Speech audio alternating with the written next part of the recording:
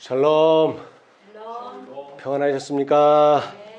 네, 주님의 은혜가 이 안식일에도 여러분 모두에게 함께 하셔서 기쁘고 즐거운 안식일 되시기 바랍니다. 자, 우리 오늘은 마태복음 5장의 말씀을 좀 보겠습니다. 마태복음 5장입니다. 자, 우리 마태복음 5장 하면은 어떤 말씀이 생각나십니까? 예, 팔복이죠. 자, 팔복인데, 자, 1절 보겠습니다. 1절.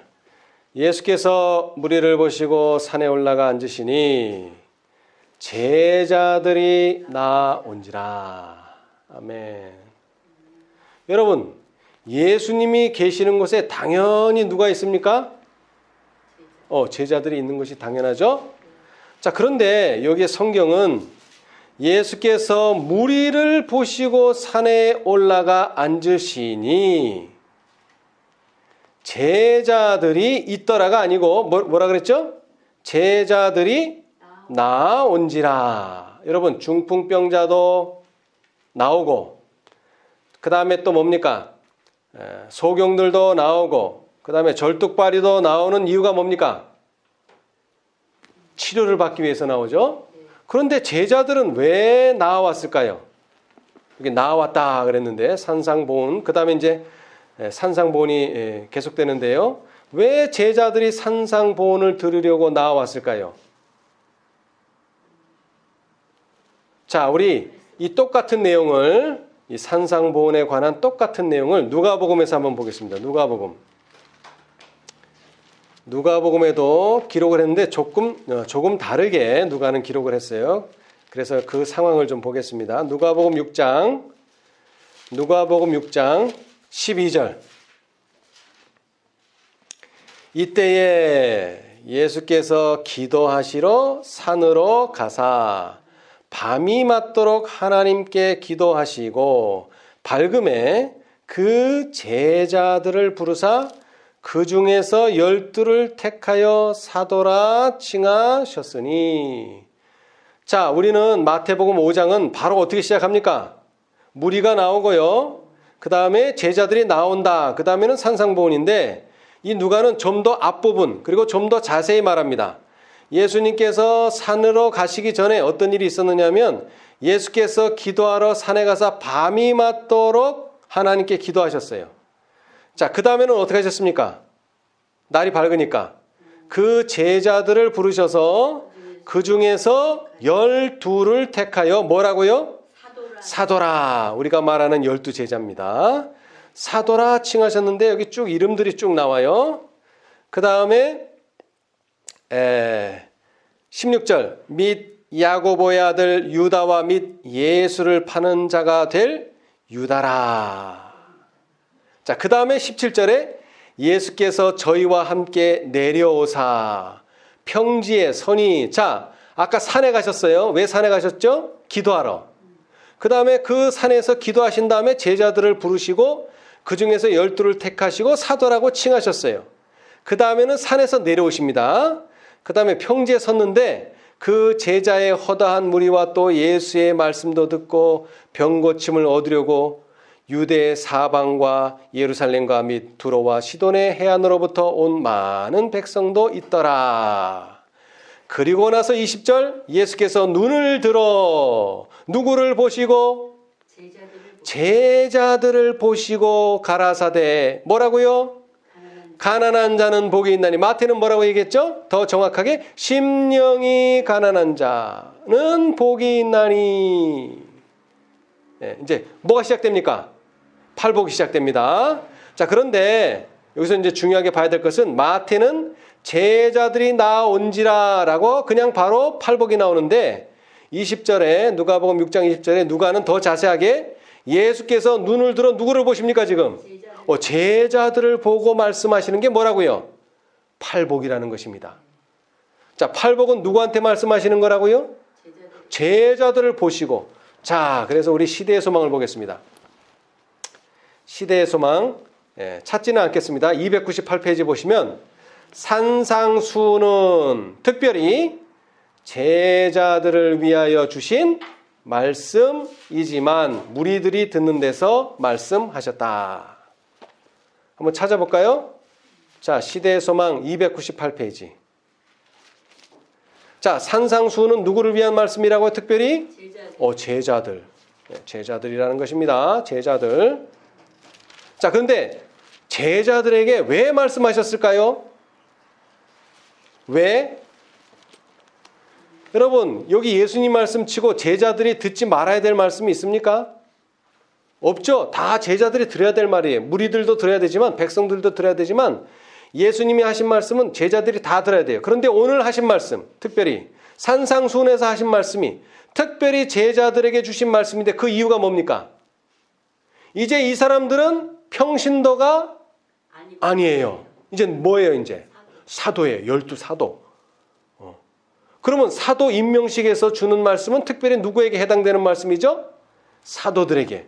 그런데 좀 특별한 말씀, 뭐 전도를 어떻게 한다든가 뭐 이런 거 얘기하셔야 되는데 지금 팔복은 뭐에 대한 말씀입니까? 뭐에 대한 말씀이에요? 하나님 나라의 성격에 대해서 말씀하고 계세요. 하나님 나라의 성격. 특별히 마음, 어떤 마음을 가진 사람들이 하늘나라에 갈 수 있는가 하는 것을 주로 여기 말씀을 하고 계십니다. 그래서 이 19세기에 들어가면서 산업혁명이 일어나면서 사람들은 이제 뭐를 깨달았어요? 인간이 머리가 아주 뛰어나다 하는 것을 깨달았어요. 산업혁명을 통해서.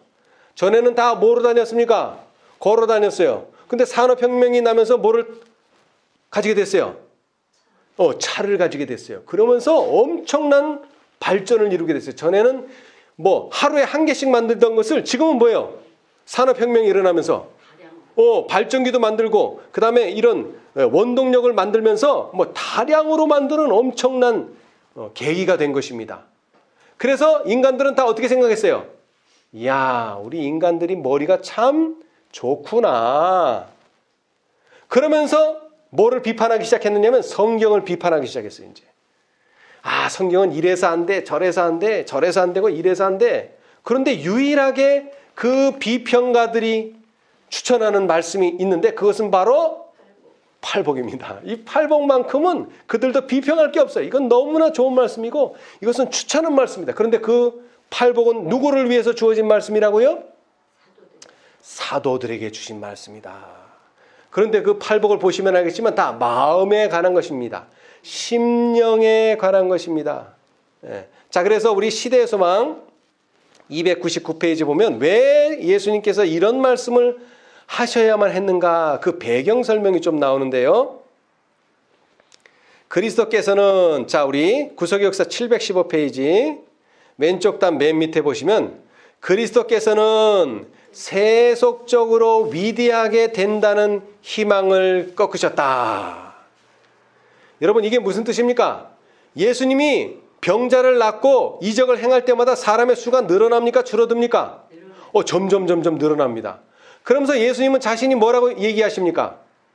메시아 또는 왕이라고까지 말씀하시니까 다 예수님을 따라다니는 사람이 예수님이 왕이 되면 자신도 뭐 될 거를 기대했어요?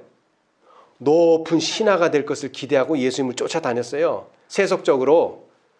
그랬는데 예수님은 제자들에게 나는 그런 생각이 전혀 없다는 것을 이 말씀을 통해서 말씀하고 계세요.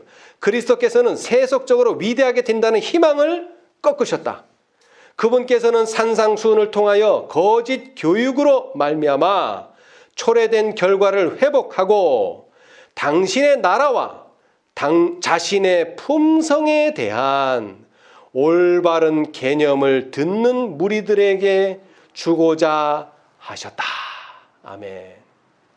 자, 그런데 재밌는 게 그 다음 말씀입니다. 그러나 그리스도께서는 백성들의 오류를 정면으로 공격하지 않으셨다. 이게 무슨 뜻이냐면은 자, 지금 백성들의 개념이 정상이에요? 잘못됐어요? 올바르지 않아요. 그러면 잘못을 지적해야 되잖아요. 보통 사람들은 잘못을 지적해. 너 이거 잘못했으니까 고쳐. 근데 예수님은 그런 방법을 쓰지 않아요. 어떻게 하십니까? 우애라는 것보다는 이런 표현을 쓰는 게 낫겠죠. 자, 들어보세요. 어린아이가 면도칼을 가지고 있어요. 아기는 이거 위험한지 알아요, 몰라요? 몰라요. 비워봐야지. 그때서 피난다. 이거 무슨 던질 거예요. 그런데 피가 나기 전에 부모는 그것을 그의 손에서 찾아야 돼요. 그럴 때 어떻게 됩니까? 뺏으려고 하면요, 걔는 더 움켜집니다. 뺏으려고 하면은 부모가 야 그거 위험해. 그럼 어떻게 해야 될까요? 더 좋은 걸.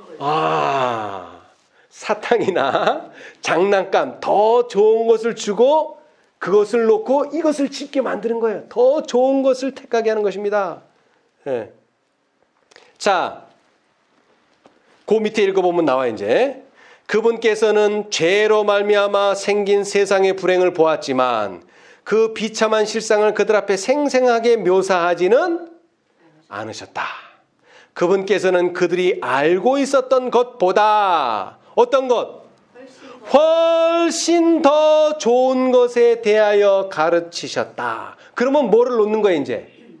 좋지 않고 별 볼 일 없는 건 놔버리고 예수님이 훨씬 더 좋은 것을 주셨으니까 그것을 잡는다는 거죠. 이것이 바로 예수님의 방법이에요. 잘못을 지적하지는 않으십니다. 그래서 그분께서는 하나님의 나라에 대한 저희의 관념을 공격하지 않고 그 나라에 들어갈 조건들을 말함으로 그 나라가 어떤 나라인지 그들 뭐로? 스스로 결론을 내리도록 하셨다. 스스로. 이게 아주 중요합니다. 오늘날 특별히 재림교회 안에서요, 이 교리 싸움이 아주 치열합니다. 치열해요. 근데 저는 한 번도 이런 싸움은 보지를 못했어요. 스스로 결론을 내리도록 하는 교리 전쟁은 제가 보지를 못했어요. 다 자기가 맞다고 주장만 하지, 네가 틀렸다고 얘기만 하지. 그러나 예수님은 절대 그 방법을 쓰지 않았어요. 스스로 내가 잘못 생각하고 있구나. 스스로 깨닫는 것이 최고입니다. 스스로 버려야 돼요. 그리고 스스로 택해야 돼요. 그래야지 절대 흔들리지 않아요. 남이 강요한다든가 남이 주는 것은 절대로 흔들립니다. 언젠가는 흔들립니다. 그래서 그 방법은 뭐라고요? 그분께서는 그들이 알고 있었던 것보다 좋은 것, 그 다음에 더를 붙였어요. 더 좋은 것. 그 다음에 거기다 훨씬을 붙였어요. 훨씬 더 좋은 것을 가르쳐 주셨어요. 우리도 성경을 이렇게 가르쳐 줘야 됩니다. 근데 여태까지 이 재림교회는 안식일만 주장하고 니네 일요일 틀렸어. 그러니까 아무도 안 받아들이죠. 왜? 이 머리로는 맞아. 머리로는 안식일이 맞는데 난 니네 교회 가고 싶지는 않아. 이렇게 돼버리는 거예요. 왜? 스스로 깨닫지를 못하니까. 그러니까 졌어도 내가 졌다는 생각이 안 들어야 돼요. 그죠? 그런데 사람들은 꼭 지게 만들려고 그래. 자기가 이기려고 그래. 처음에 사울이 그랬죠? 사울이. 그는 배운 게 너무 많아가지고 지식이 너무 많아서 그 사람하고 얘기하면 절대로 논리적으로는 이길 수가 없어요. 그런데 마음은 절대로 굴복하지를 않아요. 그러니까 구원 얻을 사람이 아무도 없어요. 그런데 어떻게 하고 나서는요, 이름이 바울로 바뀌고 나서 그 다음에 하나님께 자신이 죽는 경험을 하고 나서부터는 이제 이기려고 하지 않아요. 대신 뭐 하려고 해요? 영혼을 얻으려고 해요. 그리고 그 영혼이 스스로 진리를 깨달을 수 있도록 하는 방법을 이제 깨달은 거예요. 그래서 부한 자에게는 부하게 대하고 낮은 자에게는 낮게 대하고 그 상대방에게 맞춰서 네가 나를 따라와가 아니라 나는 너를 맞춰줄 수 있다. 그것은 예수님의 방법이에요. 훨씬 더 좋은 것을 제시한다는 거, 이것은 아주 중요한 내용입니다. 여러분, 제7일 안식일 예수 재림교회가 한 아주 훌륭한 교육이 있는데 그것은 3-6 교육입니다. 세 가지를 가르친다는 거예요. 뭐예요? 지, 덕, 체. 지덕체. 여러분, 체는 말 그대로 몸이에요. 건강한 몸이 있어야 돼요. 여러분, 지덕이 아무리 좋으면 뭐합니까? 몸이 건강하지 못하면 죽는걸요. 그리고 신앙하는데도 힘듭니다. 살아가는데도 힘들어요. 자, 체력도 좋아요. 그 다음에 지식도 많아. 근데 뭐가 없으면요, 덕이 없으면 그 훌륭한 몸, 그 훌륭한 지식을 가지고 뭐합니까? 악한 데 사용합니다. 삼손이 그랬죠? 그는 타고난 체력을 가지고 태어났어요. 그리고 그는 어머니로부터 엄청난 성경 교육을 받았어요. 그런데 그것이 덕이 안 되니까 어떻게 돼버려요? 다 남 좋은 일, 남 좋은 일이 아니죠. 원수를 즐겁게 하는 일만 했어요. 여러분, 오늘날 우리도 마찬가지입니다. 뭘 아느냐 모르느냐 그거 중요하죠. 그러나 그것보다 더 중요한 건 덕이 있느냐 없느냐. 품성이 되느냐 안 되느냐 하는 것입니다. 자, 예수님께서 부활하시기 전, 돌아가시기 전 베드로에게 신신당부를 하셨어요. 뭐 하지 말라고요? 사단이 너를 밀가부르듯 하니까 시험에 넘어가지 말아라. 나는 너를 위해서 기도한다. 근데 결국 어떻게 됐어요? 넘어갔어요. 그래서 베드로는 예수님 십자가에 달리는 거 쳐다도 못 보고 울러갔어요. 통곡하러 갔어요. 내가 어디든지 죽는 데든지 어디든지 따라가겠다고 한 지가 몇 시간도 안 됐는데 그새 예수님을 부인하는 정도가 아니라 예수님을 저주하는 사람으로 바뀌어버렸어요. 왜 그랬을까요? 품성이 되지 않았기 때문에 그런 거예요. 이 머리로만 예수를 따랐기 때문에 그런 거예요. 다른 거 아니에요. 품성이 되었더라면 절대 그는 넘어가지 않습니다. 근데 품성이 되지 않은 상태에서는 결국에는 사단의 유혹에 넘어가게 된다는 것이죠. 그러나 그는 회개하고 돌이켰어요. 그랬을 때 예수님께서 뭐라고 그에게 말씀하셨습니까? 자, 사도행적, 물론 성경에도 있습니다만은, 자, 사도행적 515페이지. 사도행적 515페이지.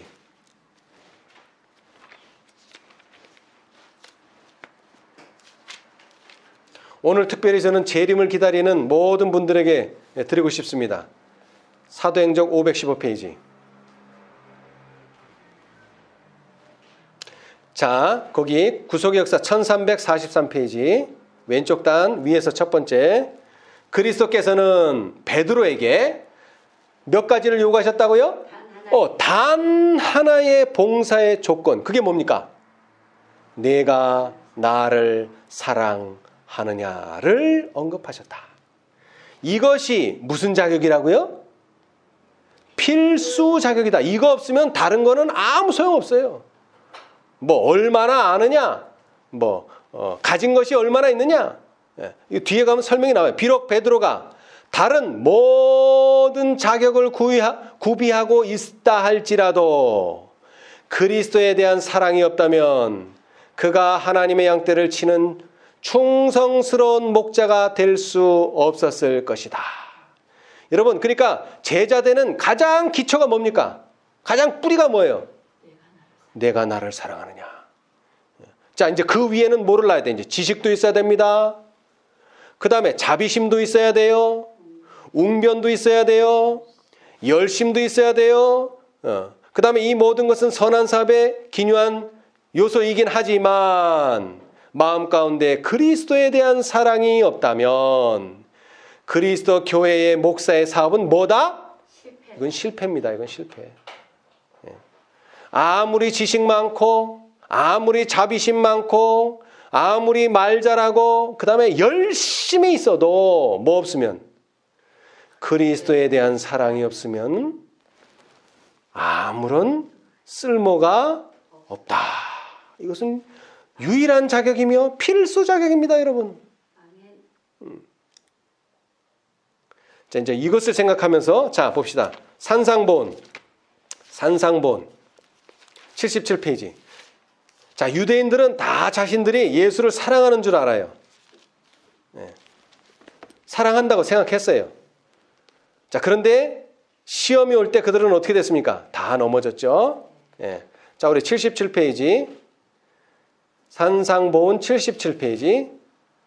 그 다음에 구속의 역사 997페이지 첫 번째 문단 77이라고 쓴 데서 첫 번째 내려오면 유대인들은 스스로의 힘으로 완전에 이르고자 애를 쓰며 피곤해 했지만 결국 뭐 했어요? 결국에는 실패하였다. 실패했어요. 그리스도께서는 그들의 의로는 결국 천국에 들어갈 수 없다는 것을 이미 그들에게 말씀하셨어요. 이제 그분께서 천국에 들어가는 사람이면 누구나 소유하여 하게 될 의의 품성을 지적하신다.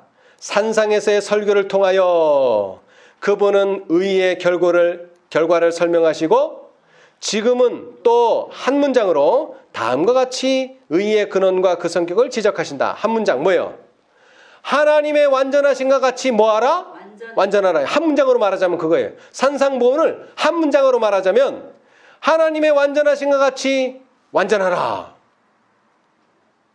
율법은 하나님의 품성에 뭐에 불과하다? 품성의 사본. 사본에 불과하다. 우리의 하늘 아버지를 통해 그분의 나라의 기초가 되는 원칙이 완전하게 드러나는 것을 보라. 하나님은 무엇이다? 사랑이시다. 여러분, 이 말을 잘 기억하셔야 돼요. 여러분, 우리가 성경 지식 많이 알고 뭐 알고 안식일 지키고 해봐야 그건 뭐에 불과하다는 거예요? 사본. 그럼 원본은 뭐예요? 원본. 하나님은 사랑이시다. 품성 안 되면 성경 알아봐야 소용없다는 얘기입니다, 여러분. 품성 안 되면. 자, 세상에도 있죠? 아는 게 뭐라 그래요? 힘이다는 말도 있지만 또 반대로 아는 게 병이다. 여러분, 유대인들은 얼마나 성경 많이 합니까? 심지어는 예수보다 더 많이 한다고 자랑했었어요. 예수님보다 더 많이 한다고. 근데 그들은 아는 게 다 뭐예요? 잘못 알고 있거나 예수님을 뭐 하는 데 써요? 대적하는 데 쓰는 거예요. 그 좋은 말씀들을 다 예수님 반박하고 예수님 지적하는 데만 사용하는 거예요. 그 말씀을 가지고. 예수님을 옹호하는 데 쓰는 게 아니라 예수님 반박하는 데 썼어요. 그러니까 모르면 모를수록, 그래서 예수님이 뭐라 그랬어요? 너희가 본다고 하니 네 죄가 그저 있고 너희는 소경이라고 하니 너희 죄는 용서를 받았다. 그 말이 거기서 나오는 거예요. 아니, 모른다고 하면은 뭐가 구제책이 있는데 다 안다는 거예요. 다 알아. 알기는 뭘 알아? 품성이 안 되는데, 품성이. 그러니까 오죽하면은 뭐가 나옵니까 이제? 고린도전서 13장 봅시다. 우리 복음성경으로 고린도전서 13장. 선지자께서 뭐라고 말씀하셨는가? 여러분, 매일 읽으라는 말씀이 선지자가 몇 번 한 적이 없어요. 그런데 선지자가 고린도전서 13장은 매일 읽으라 그랬어요. 매일 읽으라 그랬어요. 자, 고린도전서 13장 주석. 고전 13장을 매일 읽으라. 주께서는 내가 고린도전서 13장으로 그의 백성들의 주의를 환기시키기를 원하셨다. 이 장을 매일 읽고 여기에 위로와 힘을 얻으라. 하나님께서 성화된 사랑, 하늘에서 난 사랑에다 부여하시는 가치가 어떠함을 배우고 그것이 가르치는 바 교훈을 그대의 가슴속에 깊이 새겨두라. 근데 얼마마다 새기라는 거예요? 매일 새기라는 거예요. 매일. 저 어제 새겼는데 그거로 충족하지 않아요. 매일 새겨야 돼. 매일. 그리스도와 같은 사랑은 하늘에서 나는 것임을 배우고 그것이 없는 다른 모든 자질들은 아무 가치가 없다는 것을 매일 좀 배우라는 거예요. 매일 배우라는 거예요. 매일. 여러분, 뭐가 최고라고요? 사랑이 최고고, 사랑 아닌 것은 크게 가치가 없다는 거예요. 그래서 이것을 제일, 하나님의 품성을 제일 잘 이해하고 이 원본을 제일 잘 이해한 사람이 요한입니다. 그래서 요한은 요한일서에 너무나 강조했어요. 자, 요한일서 보겠습니다. 요한일서. 이 사랑 없이 지식만 가지고는 사람 죽입니다. 결국엔 죽여요. 결국에는 사람 죽이는 거예요. 자, 요한일서 4장. 그래서 요한은 사랑을 강조했어요. 하나님은 무엇이니라? 사랑이시니라. 요한은 계속 강조합니다. 자, 요한일서 4장 12절. 어느 때나 하나님을 본 사람이 없으되. 여러분, 하나님 보셨어요? 저도 못 봤어요. 자, 그러나 우리가 서로 뭐 하면? 사랑하면 하나님이 어디 안에? 우리 안에 거하시고. 왜? 사랑은 하나님에게서만 오지 다른 데서는 찾을 수가 없어요. 그러므로 내가 사랑을 한다는 말은 내 안에 누가 계시다는 얘기예요? 하나님이 계시다는 얘기예요. 그의 사랑이 우리 안에서 온전히 이루느니라. 자, 그 다음에 또 얘기했어요. 또 얘기했어요. 16절. 하나님이 우리를 사랑하시는 사랑을 우리가 알고 믿었노니 하나님은 무엇이니라? 사랑이시라. 사랑 안에 거하는 자는 어디 안에 거한다고요? 오호, 하나님 안에 거하고 하나님도 그 안에 거하시느니라. 여러분, 사랑은 세상에서 그렇게 많이 사랑 타령하지만 세상에는 없습니다, 여러분. 자, 그것을 증명하는 예언의 신이 있죠. 자, 21페이지. 산상보온 21페이지. 산상보온 21페이지. 그래서 아까도 말했지만 밖으로부터 우리는 가져와야 돼요. 왜? 우리 안에는 아무리 찾아봐야 사랑 없어요. 우리 안에는 없어요. 밖에서 와야 돼. 그래서 자, 21페이지. 21페이지. 자, 구속의 역사 976페이지 22쪽이라고 쓴데 거기서 조금 위에 자, 그 성경절부터 읽어보겠습니다. 긍휼히 여기는 자는 복이 있나니. 이거 몇째 복입니까? 자, 심령이 가난한 자는 복이 있나니. 그 다음에는요, 애통하는 자는 복이 있나니. 그 다음에는요, 의에 줄이고 목마른 자는 복이 있나니. 그 다음에는요, 온유한 자는 복이 있나니. 지금 순서가 조금 바뀌었는데, 자, 그 다음에 5번째가 뭐예요? 긍휼히 여기는 자는 복이 있나니. 저희가 긍휼히 여김을 받을 것이며, 거기에 대한 설명이에요. 사람의 마음은 날 때부터 냉랭하고 어둡고 사랑이 없다. 이거 딱 맞는 말입니다. 제가 살아보니까 사랑 없어요, 사람은. 그러므로, 자, 사랑 없는데 어떻게 사랑해요? 그러므로 사람이 자비와 용서의 정신을 나타낼 때는 언제나 자기 스스로 그렇게 하는 것이 아니에요, 여러분. 그의 마음에 뭐가 역사한다는 증거죠? 성령의 감화를 통해서 하게 된다는 것입니다, 여러분. 아멘. 저 스님이 자비를 베푸네? 그거 스님이 하는 거 아니에요. 스님 속에 뭐가 지금 역사하는 거예요? 성령이 역사하고 있는 거예요, 지금. 아멘. 스님이 하는 거 아니에요. 사람한테는 없어요. 사랑 없어요. 자, 그런데 우리는 스님이 하니까 뭐라 그래요? 에이, 저거 불교식 사랑이네, 저거. 천만의 말씀입니다. 오히려 기독교인이 사랑 없어요, 기독교인이. 예수 믿는 사람이. 왜? 성령의 역사 안 하니까 없는 거예요. 다른 거 아니에요. 자, 여기서 우리가 중요하게 생각해야 될 것은 하나님께서 오늘날 이 시대, 2020년 이 시대에 무엇을 원하시느냐 하는 거예요. 그것은 바로 영광이 나타나기를 원하십니다. 세상에 좀 빛이 나타나기를 원하십니다. 네? 그런데 지금 세상이 어떻다 그랬어요? 어둡다 그랬어요. 자, 시대의 소망 봅시다. 왜 어두워요? 하나님의 품성이 나타나질 않으니까 어두운 거예요. 다른 거 아니에요. 자, 시대의 소망. 시대의 소망 22페이지. 시대의 소망 22페이지. 시대의 소망 22페이지. 자, 구속의 역사 591페이지. 자, 22라고 쓴 데서 내려오면은 첫 번째 문단에 밑에서 첫 번째 문단.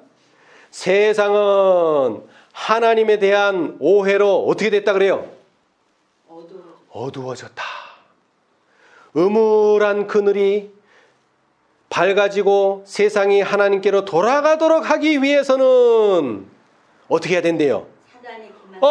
사단의 기만적 세력이 깨어져야 된다. 근데 이게 어떻게 깨어진대요? 이것을 힘으로는 할 수 없었다. 폭력을 사용하는 것은 하나님의 정부의 원칙과는 배치된다. 그분은 뭐로만? 사랑의 봉사만을 원하시는데 사랑은 명령으로 강요될 할 수 없는 것이다. 그것은 힘이나 권위로 얻을 수 없다.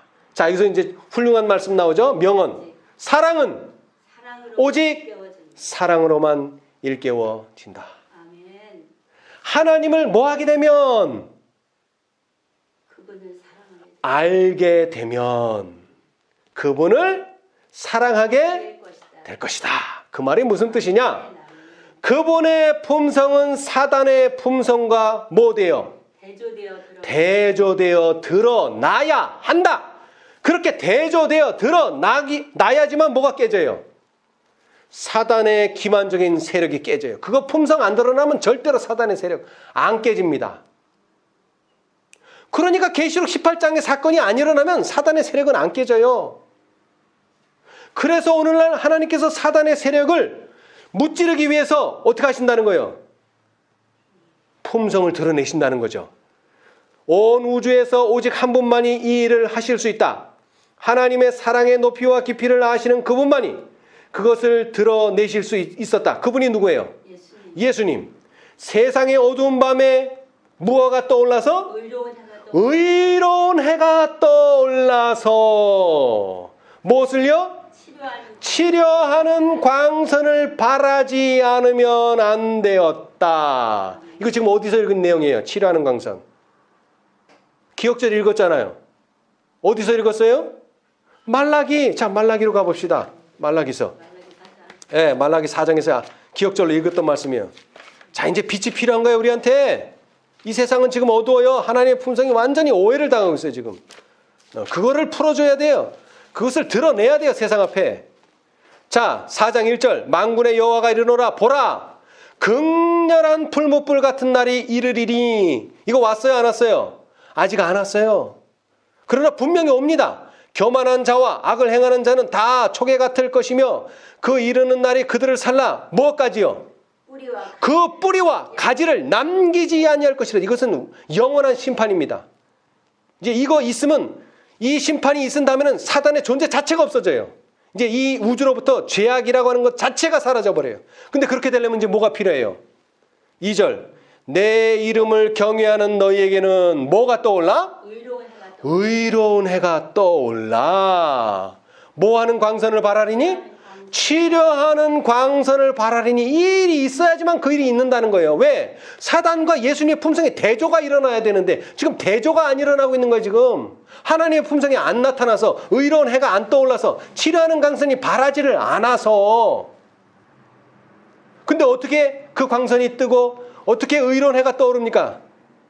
자, 4절. 너희는 내가 호렙에서 온 이스라엘을 위하여 내 종 모세에게 명한 법, 곧 율례와 법도를 기억하라. 성경을 기억하라는 거예요. 특별히 예언을. 보라. 보라는 게 뭡니까? 앞으로 이런 일들이 이루어진다. 예언하는 거예요, 지금. 여호와의 크고 두려운 날이 이르기 전, 예수님이 재림하시기 전 내가 누구를 보내겠다 그랬어요? 선지 엘리야를 너희에게 보내리니. 선지 엘리야가 오면 뭐 합니까? 그가 아비의 마음을 자녀에게로 돌이키게 하고 자녀들의 마음을 아비에게로 돌이키게 하리라. 그 말이 뭐예요? 의로운 해가 떠오른다는 거예요. 치료하는 광선이 바란다는 겁니다. 그러면 아비의 마음은 자녀에게로, 자녀의 마음은 아비에게로. 뭐가 회복되는 거예요? 마음이 회복되는 거예요. 마음이. 그 일이 있기 전에는 심판은 절대로 올 수가 없습니다, 여러분. 자, 이 똑같은 말씀, 치료하는 광선 기억하시고, 자, 열천의 비유로 가보겠습니다. 이제 열천의 비유. 실물교훈. 똑같은 말씀이 거기 나와요. 열천의 비유에도. 자, 415페이지. 실물교훈 415.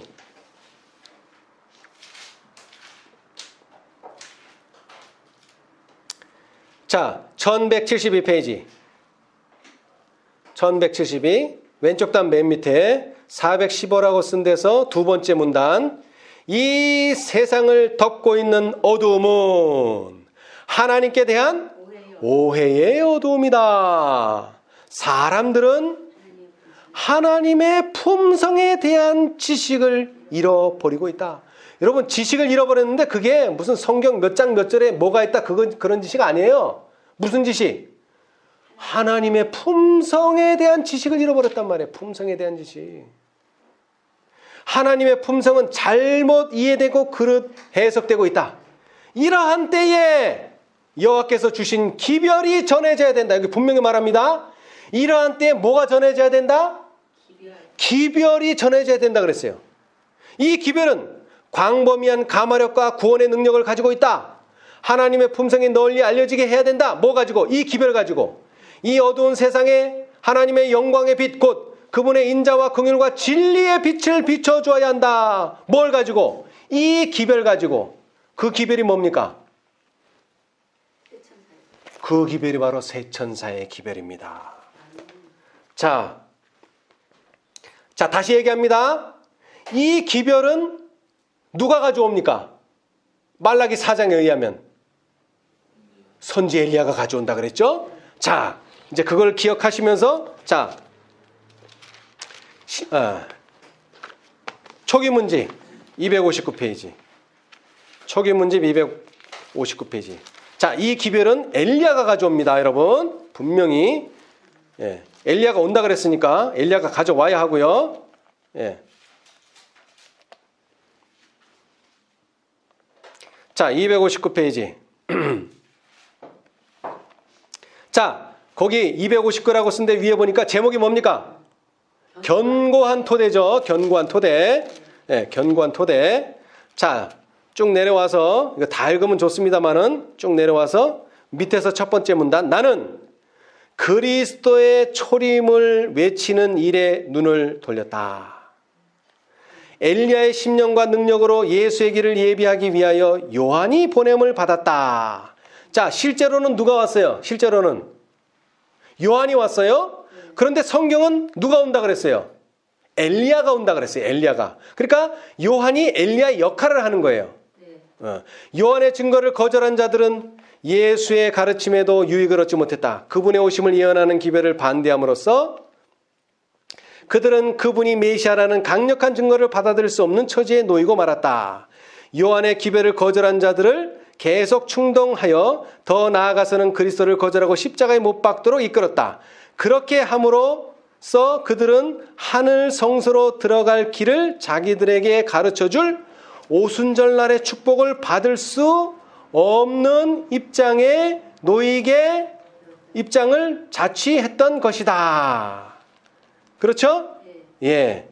자, 그 다음에 쭉 내려와서 많은 사람들은 예수 그리스도를 거절하고 십자가에 못 박았던 유대인들의 행위를 놀라움으로 바라본다. 그분이 당한 치욕스러운 핍박의 역사를 읽을 때 그들은 베드로처럼 그분을 부인하지도 않을 것이며 유대인들처럼 그를 십자가에 못 박지 않을 것이라고 말하며 그들은 그분을 사랑하고 있다고 생각한다. 그러나 모든 사람의 마음을 읽으시는 하나님께서는 그들이 고백하고 있는 예수에 대한 사랑을 시험하고 계신다. 온 하늘은 첫째 천사의 기별을 받아들이는 양상을 깊은 관심을 가지고 보았다. 어떤 관심을 가지고 보았다고요? 깊은 관심. 왜 깊은 관심을 가지고 보았어요? 예? 자, 예수님의 당시에 유대인들이 누구를 거절했어요? 예수님도 물론 거절했지만 예수님이 오시기 전에 침례 요한을 거절해서 엘리야를 거절하니까 예수님이 오시는 것을 당연히 거절할 수밖에 없는 상황이 됐죠. 마찬가지로 첫째 천사를 거절하면은 또 뭐를 거절하게 돼요? 둘째, 셋째도 거절하게 돼 있어요. 그런데 이 첫째 천사의 기별이 뭐라고요? 이 첫째 천사의 기별이 예? 이 첫째 천사의 기별이 뭐라고요? 엘리야의 심령과 능력으로 오는 것이다. 자, 우리 234페이지. 233 초기 문제 233. 아까는 견고한 토대장이고요. 이번에는 첫째 천사의 기별장에 나오는 이야기입니다. 첫째 천사의 기별. 자, 거기 233이라고 쓴 그 오른쪽 단의 맨 밑에 첫 번째 문단. 수천 명의 사람들이 윌리엄 밀러가 전파하는 진리를 받아들였으며 하나님의 종들은 무엇과 무엇을 가지고? 엘리야의 심령과 능력을 가지고 일어나 이 기별을 뭐하였다? 선포하였다. 네.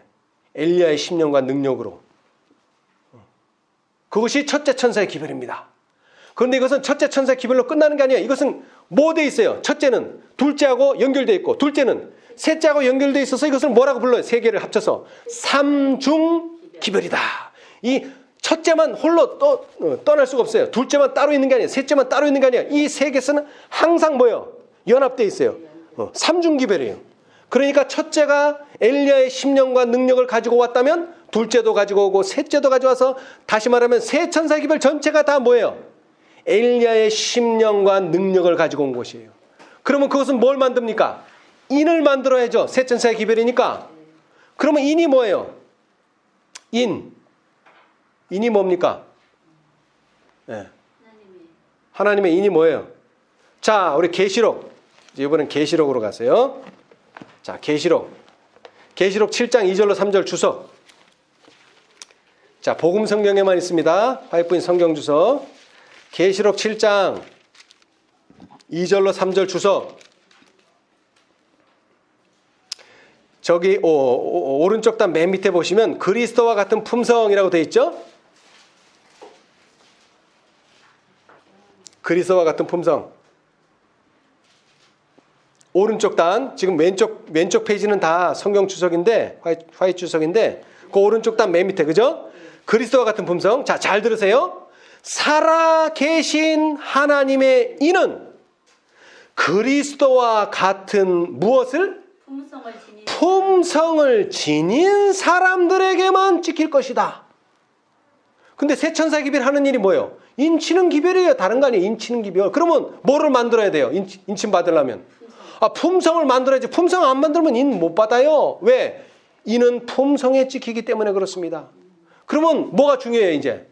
품성. 내가 뭐 아느냐 모르느냐 이거 중요한 거 아니에요. 뭐가? 품성 안 되면 아는 건 아무 소용없어요. 자, 이런 걸 생각하면서 고린도전서 13장을 다시 읽어봅시다.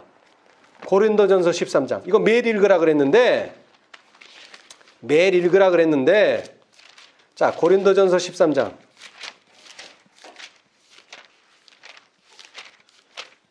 매일 읽으라 그랬죠. 우리는 성경을 읽으면서 너는 이 말씀 적용돼. 너도 적용돼가 아니에요. 성경은 다 누구한테 적용할 말씀이에요? 내가, 너가가 아니에요. 우리가도 아니에요. 내가 사람의 방언과 천사의 말을 할지라도 뭐가 없으면? 품성이 없으면 뭐라고요? 소리나는 구리와 울리는 꽹가리가 되고. 여러분 꽹가리 소리 듣기 좋습니까? 아이고, 이거 귀 찢어집니다. 귀 찢어져. 또 내가입니다. 우리가도 아니고 너가도 아니에요. 내가 예언하는 능이 있어 모든 비밀과 모든 지식을 알고 또 산을 옮길 만한 모든 믿음이 있을지라도 뭐가 없으면? 품성이 없으면 내가 아무것도 아니요.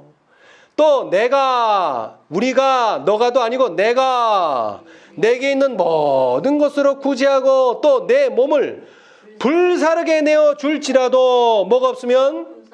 품성이 없으면, 사랑이 없으면 내게 아무 유익이 없느니라.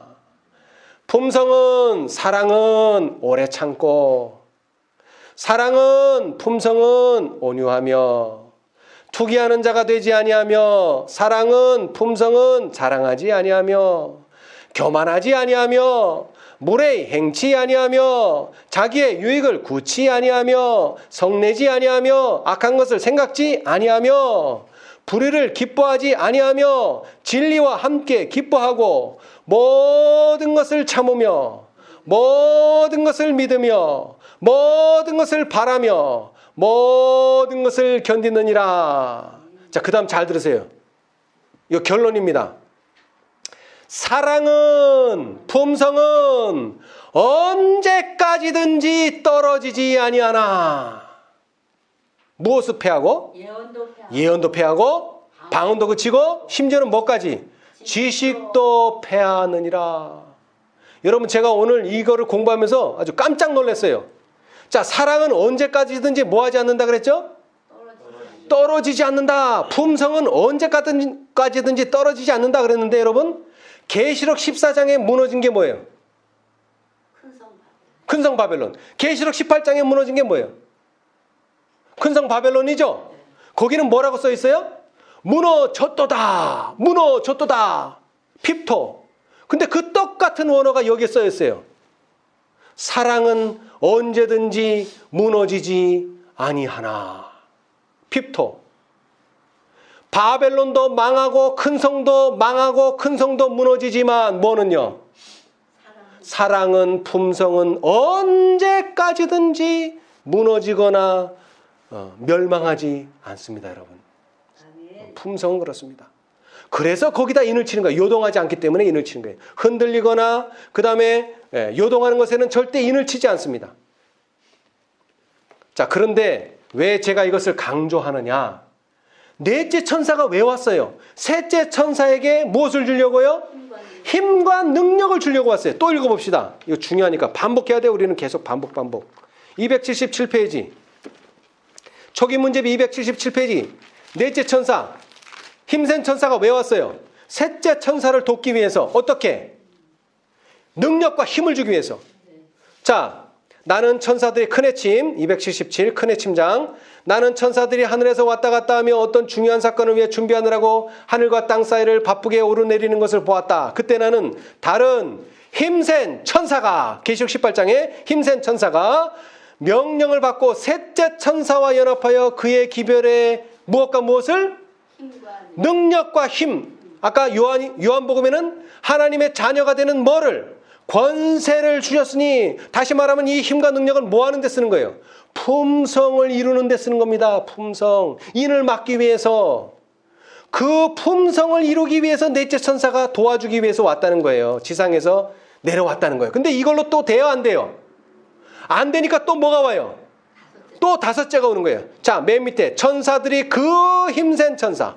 계시록 18장에 그 힘센 천사를 돕기 위하여, 품성 만드는 일을 돕기 위하여 하늘에서 날아왔으며 나는 사방에서 들려오는 소리를 들었다.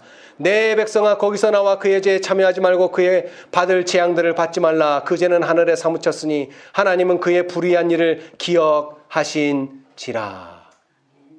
이 기별은 밤중 소리가 1844년에 있었던 둘째 천사의 기별에 되었던 것처럼 셋째 천사의 기별에 추가되는 것 같았다. 아멘. 예. 자, 여기서 이제 저는 예언의 신 하나 더 읽어드리고 싶습니다. 리뷰 앤드 헤럴드 1889년 11월 5일. 이 시대에, 자, 이 시대가 뭡니까?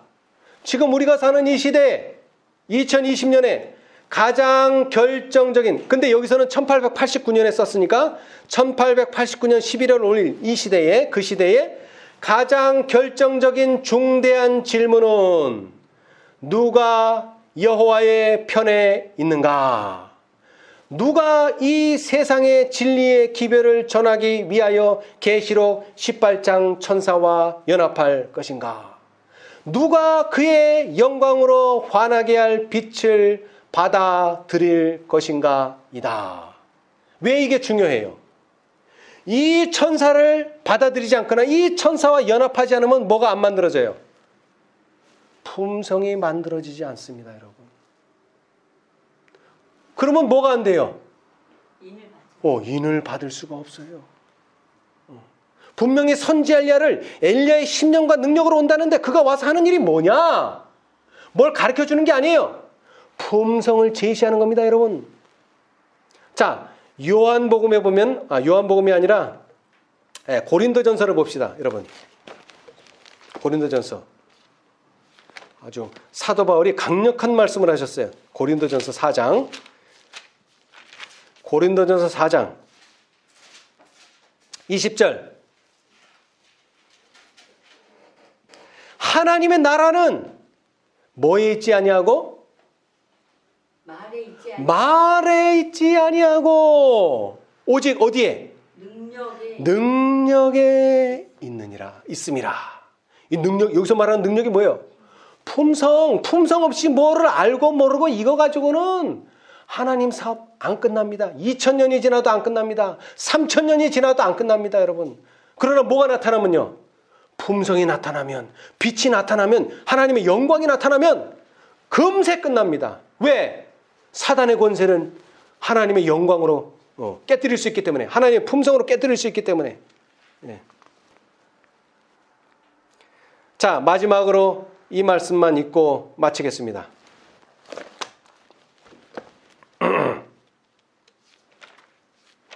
자, 고린도전서 13장 성경절 한 장 읽고 마치겠습니다. 여러분, 이 말씀을 꼭 기억하시기 바랍니다. 고린도전서 13장